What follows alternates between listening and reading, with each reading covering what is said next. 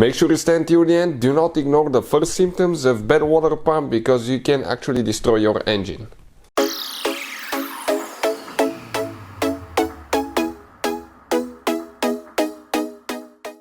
Hey guys, welcome back to World Mechanics. Thank you guys for watching and subscribing to the channel. Today will be super helpful video guys to any of you having a Fiat 500. If you have a Fiat 500 gasoline or diesel engine from year 2008 to currently year 2022 and you want to find out the symptoms of bad water pump, stay with us, we will explain that in this video today. Before we start, let me just tell you a little bit about us. Every single car we get here at the garage, we try to make at least 200 to 300 free repair videos. Why we do that? Because our mission in the shop is to save you as much money as we can. All we need in return, please subscribe to the channel and like the video guys, that way we can keep making these free videos.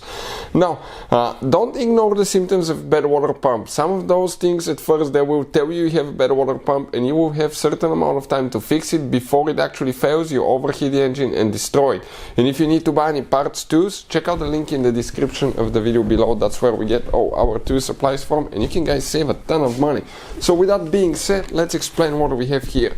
On most Fiats guys, 500, this is specifically the 1.4 turbo engine, but on most Fiat 500s you're guys going to actually have the water pump will be driven by the timing belt right here. Okay, that's your timing belt. Okay, right here, that's your timing belt, and the water pump will be inside. That's what it looks like. It's driven by the timing belt guys. Okay, this is the pump. Now these are the teeth right here where the timing belt goes. This is the propeller on the back side. Okay, you can see that's the pump. It just bolts with 4 bolts only to the engine block.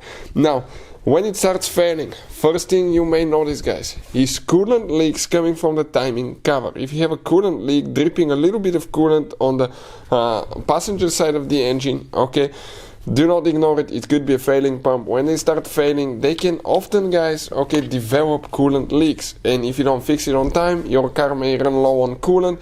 It may overheat, and especially if it's low on coolant, you add coolant, it can still overheat due to the fact that you did not bleed the cooling system.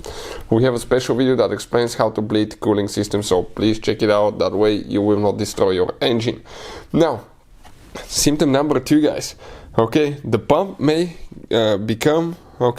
create that whining noise. Okay, a whining noise coming from the water pump when the bearings go out, okay, and develops a play. It can create a whining noise coming from the timing belt area as well.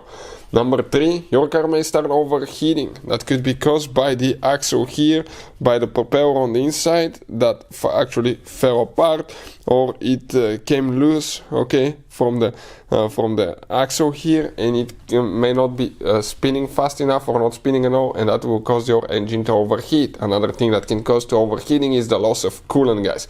But also the top 3 symptoms of bad water pump on Fiat 500: always bleed the cooling system when you add coolant to your car, otherwise you may end up having an air pocket inside the engine that will prevent coolant circulating between the radiator and the engine, and that can destroy your engine by overheating it. Hopefully the video will be helpful. Thank you for watching and see you next time.